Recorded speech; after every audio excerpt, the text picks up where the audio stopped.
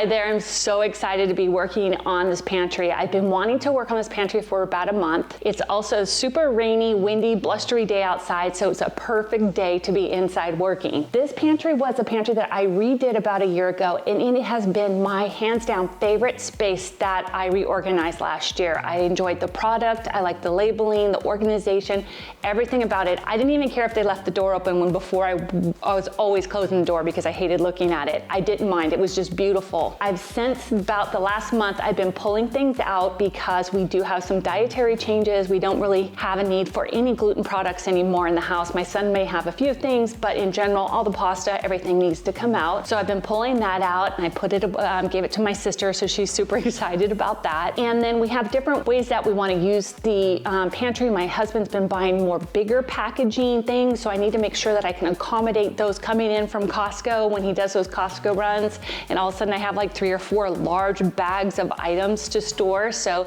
I need to accommodate that. I'm definitely going to address the fact that when I did the overhaul last year, I didn't paint the shelves. I put contact paper down, and it's a huge regret. It was a shortcut I should not have taken because this doesn't stick. So all year long, I'm constantly been dealing with this not sticking and pushing it back up. So anyhow, I'm gonna take the opportunity to do that. What I wanna do first is I'm gonna pull everything out, get the painting done, and then I'll start to figure out how I want to organize the pantry. So let's go.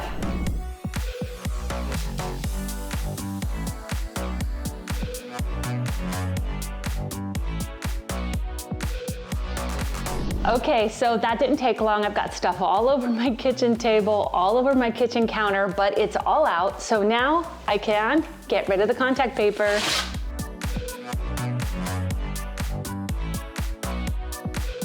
Okay, I know this will be my least favorite part of this project, but the part that will probably pay off the most because I won't have any contact paper left. So I've got my paint ready, everything ready, put my hair back, got my gloves, I'm ready to go. There we go.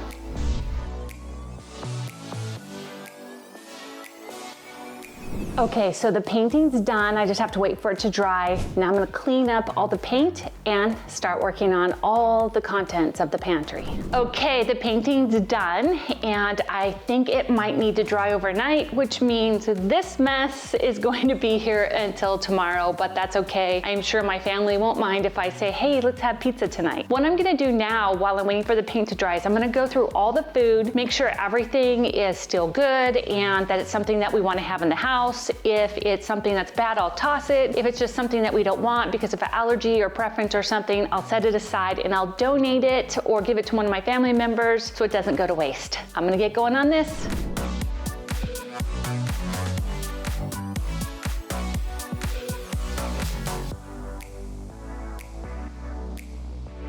Okay, so that went pretty quick. I went through all the food and I found the stuff that we're not gonna keep. So this is our pile of things we're not gonna keep, like a traditional cake mix, cereals, oatmeals, things like that. There's certain things we just can't eat in this house anymore. So I'm gonna pack these up and get rid of them. And then I'm gonna start to figure out how I wanna organize the rest of the stuff so it can go back in the pantry.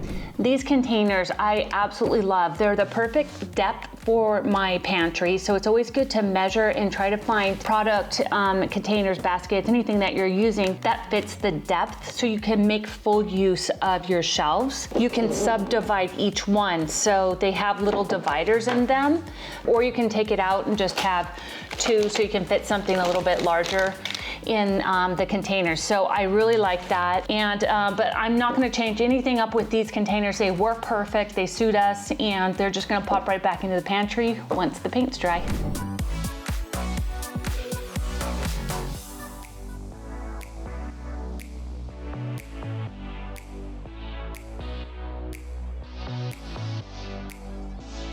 Okay, it's the next day, still raining, still stormy, so still another perfect day for this project. The paint is dry, got everything out all over the counter, which I'll show you, and I've done some organization, and I'm excited to start to put it back. And what my approach is gonna be is to put things in. I'm sure I'll move them around, but just really try to get a feel for how I wanna use the space. So the first way I put it in may not be the final one, but let's see how it works out. So when I'm thinking about where to place items, I think about who's gonna use this pantry. So it's It's just my husband, myself, my daughter, and my son. I am technically now the shortest one in the house, and I'm 5'10". So I don't have any little ones. My granddaughter does come over, but that's fine. I can always help her get stuff. I do take that in consideration. If you have little ones in the house, you might want to put their stuff that you want them to have access to lower, things you don't want them to have access to higher. So for me, I'm gonna go with things we access most often. I'll probably try to keep, waist height and above, and then anything that we don't use as much, like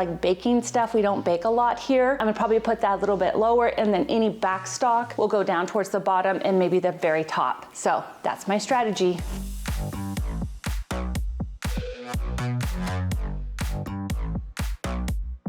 To utilize the space the best that we can, these back corners, we use these giant turntables. I absolutely love them. It was a great investment. I got these from the Container Store, but I love them because we're able to put all the things that we want to put in there and we use regularly, and you don't have to really go back into the corners of the cabinet. So my husband's goes up here, so that'll sit there, and he can get access to any of his stuff that he wants. And then this one is kind of the rest of us use this one, and I'll actually move this, but it goes back here. And again, everything is super accessible. So I love that. I don't want to change that. I'm going to keep it just the way that we had it. Everybody's used to, my husband's on top. The rest of us have our stuff here. Next, I'm going to fill in some of the items. These are generally heavier items, so I love these clear containers. I tried baskets and they were a little bit too flimsy, but these clear acrylic containers work really well for this heavy stuff. This used to be for macaroni and ramen. It's actually labeled on the back, so I'm going to put that on the back because it's no longer macaroni and ramen. Way over in the corner, because we don't use that, we have a lifetime supply of chicken stock for some reason. Again, more heavy items, but these containers work great.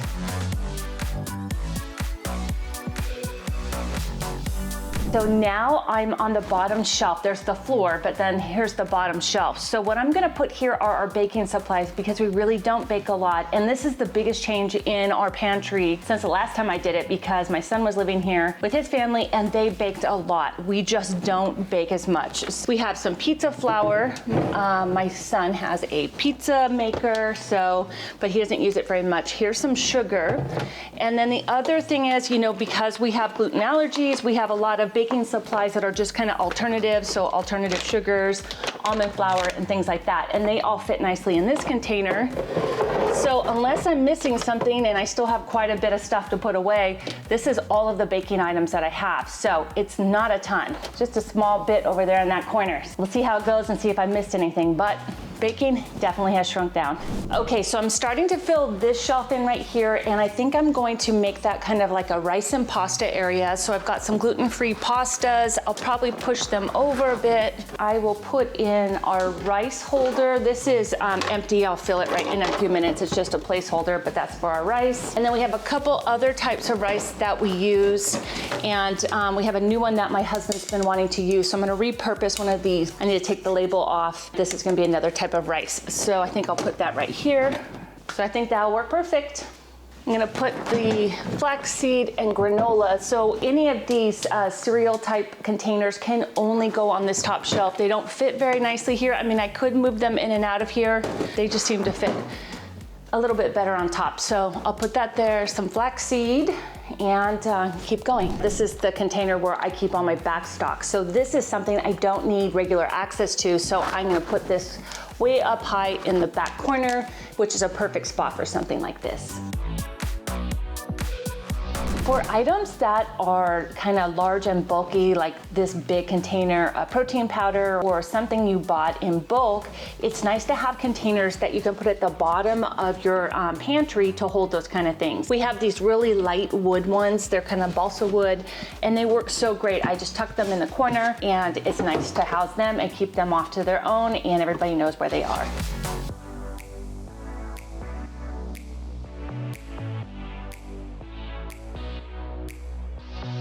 I'm on the bottom shelf again. I have these, again, same type of wood containers. They're really light, and I like to store little backup things. We have like wine for cooking and some milk, and then we'll have another one that we stack on top, and we keep like potatoes. We want them to stay dark, in the dark, so we like to keep them in the pantry. And then these just stack on top of each other, and they work really nicely. So here's the bottom, and ironically, this just came to the door right now, was just delivered. It popped right in there. It was nice to store there. Little stackable containers, potatoes, and then there's the cans. So that works good.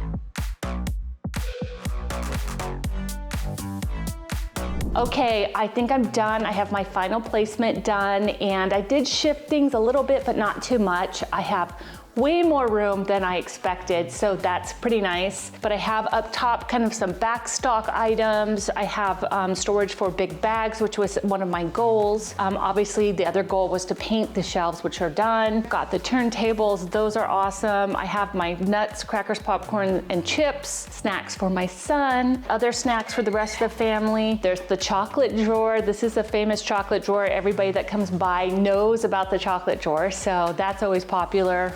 Popcorn, and I like to keep a container with chip clips with, just these things, so people know where to put them when they take them off, and they also know where to find them. So that's a nice thing to have tucked away. And then just the rest of things, which I already showed you, the sauces, the condiments, all of that. I have my rice and pasta, gluten-free pasta, and then baking supplies, which is not very vast here at our house. It's pretty minimal. And then the stuff on the bottom, which is the large bulky storage and can storage. Overall, super successful. I love it. Again, it's been one of my favorite transformations in the kitchen, and I'm glad to just kind of quickly update it, and redoing it or re-looking at things once a year makes a lot of sense. So this was great timing, and I'm happy, and I know I'll enjoy it for another year. Be sure to subscribe, because coming up I will have a tour of my entire kitchen and all of the storage solutions that I absolutely love. You won't want to miss it. So subscribe, like the video if you liked it, and I'll see you next time.